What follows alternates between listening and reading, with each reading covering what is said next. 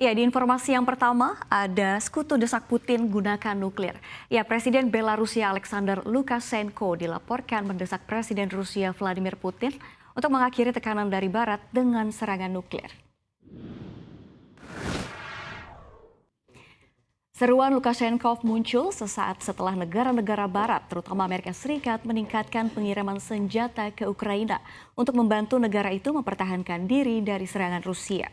Pemerintahan Presiden Amerika Serikat Joe Biden diketahui telah mengumumkan bantuan militer tambahan sebesar 820 juta dolar Amerika Serikat untuk Ukraina.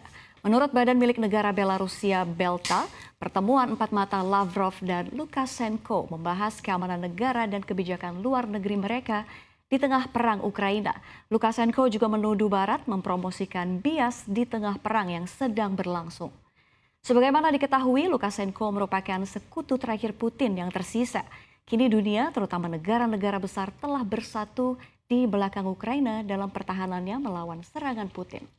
Pada pertemuan puncak di Moskow untuk menandai ulang tahun ke-20 Organisasi Perjanjian Keamanan Kolektif atau CSTO atau Aliansi Militer Negara-Negara Pasca Soviet, Lukashenko adalah satu-satunya pemimpin yang menyerukan aliansi untuk menyatukan pasukannya guna melindungi Rusia.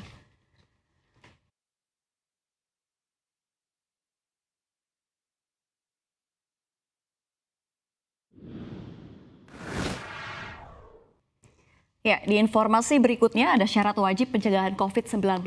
Pemerintah mengeluarkan aturan terbaru dalam pengendalian penyebaran kasus COVID-19, di mana untuk hadir dalam kegiatan keramaian masyarakat wajib vaksin dosis ketiga. Menko Perekonomian Airlangga Hartarto menyebut kewajiban tersebut juga akan ditunjukkan untuk syarat perjalanan. Hal ini untuk menghindari peningkatan penyebaran kasus. Menurutnya, dengan dosis ketiga, masyarakat secara imunitas akan jauh lebih baik. Sementara dosis di sisi lain, Menteri Kesehatan Budi Gunadi Sadikin mengklaim Indonesia telah berhasil melewati masa kritis alias puncak kasus subvarian Omicron BA4 dan BA5. Pernyataan tersebut bukan tanpa alasan. Budi mengaku mengantongi sejumlah data yang menunjukkan bahwa Indonesia sudah melewati puncak kasus subvarian Omicron tersebut. Budi mengatakan puncak kasus COVID-19 akan tercapai ketika dominasi subvarian sudah tinggi. Di Indonesia sendiri, persentase kasus BA4 dan BA5 sudah mencapai lebih dari 80%, sementara di DKI Jakarta sudah 100%. Meski demikian, pemerintah secara resmi memperpanjang masa pemberlakuan pembatasan kegiatan masyarakat luar Jawa Bali, terhitung mulai 5 Juli hingga 1 Agustus 2022.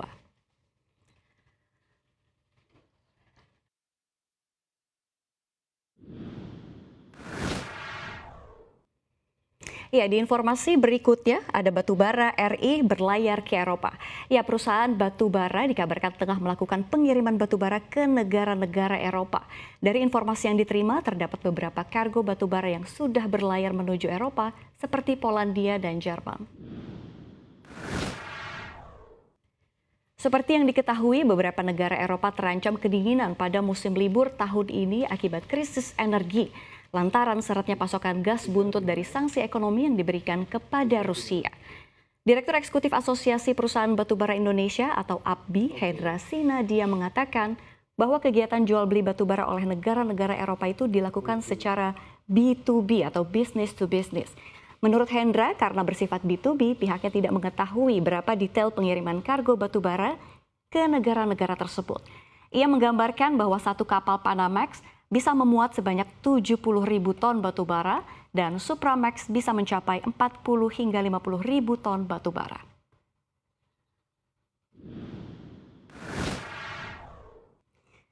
Ya, di informasi yang terakhir, ya, indeks harga saham gabungan menutup perdagangan dengan koreksi 2,28% di awal pekan ini dari sebelumnya yang sempat anjlok 3,5% pada perdagangan sesi 1 tadi pagi. Di tengah kekhawatiran ekonomi global ditambah dengan inflasi tanah air yang meninggi.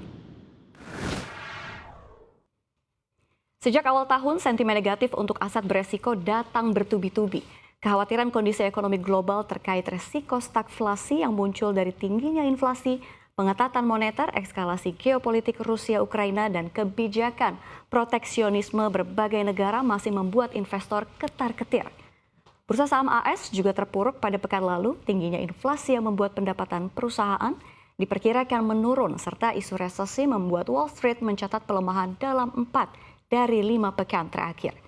Begitupun indeks bursa tanah air yang dalam 6 hari perdagangan IHSG tak pernah menghijau dan semakin terlempar jauh dari level psikologis 6.700 setelah mengakumulasi penurunan 5,37% selama sepekan penuh. Sementara meningkatnya kekhawatiran global terkait resesi telah mendorong permintaan akan mata uang safe haven seperti dolar Amerika Serikat. Seperti diketahui, mata uang Garuda kini melanjutkan koreksinya selama 4 pekan beruntun. Melansir data Refinitiv, rupiah di sesi awal perdagangan sempat menguat 0,14% ke 14.915 rupiah per US dollar. Sayangnya, rupiah kembali berbalik arah dan terkoreksi 0,15%